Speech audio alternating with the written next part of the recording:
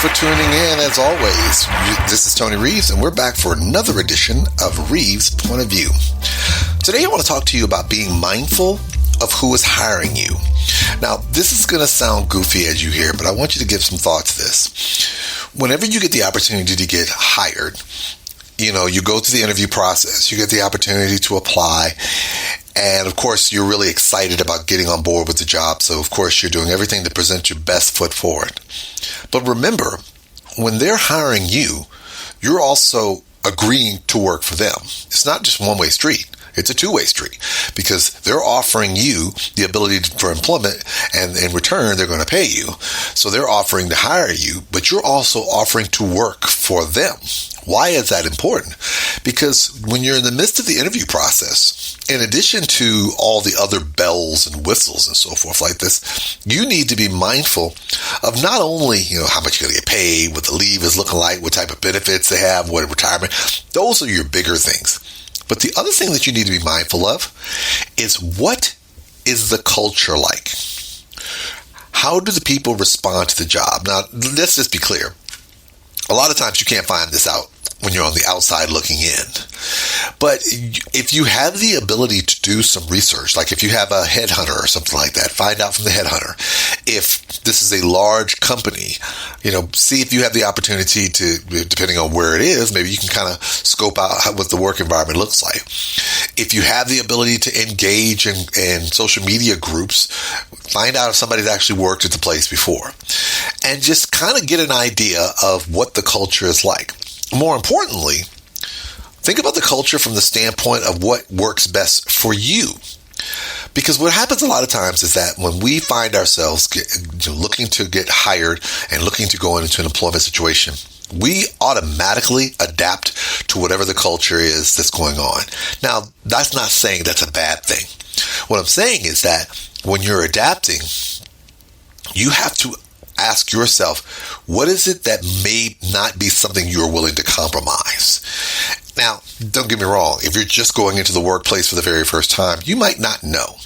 But if you've been in the workplace for a while and you have an expectation of certain things, if you know what you do like, what you don't like, what a good employer has treated you well and what a bad employer has treated you badly looks like, then you've got a wide range of understanding of what it is that you are going to be willing to deal with. And so when you're in your interview process, there's nothing wrong with asking those questions. Now, I ain't listening. Let's keep it a buck. I'm not trying to tell you to be gully around this thing. Talking about, look here, man, you make us work after hours. I ain't telling you to come out the box like that. But what I am saying is that you can ask certain questions and say, hey, what is the expectation with regards to overtime? What is the expectation with regards to performing particular things? What is the expectation in terms of working as it gets close to the holidays? Are there particular periods of time where there is an expectation that individuals not take leave? Like if let's say that there is a window where the business that they do is so busy they don't grant leave. Well, you might want to know that in advance if you have something coming up that might fall within that window.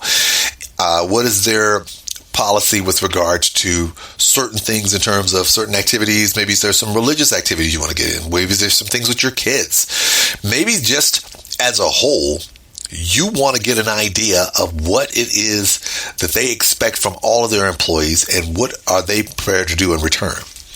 All of those things are legitimate questions you should be asking them, because those are legitimate answers you need to know for you.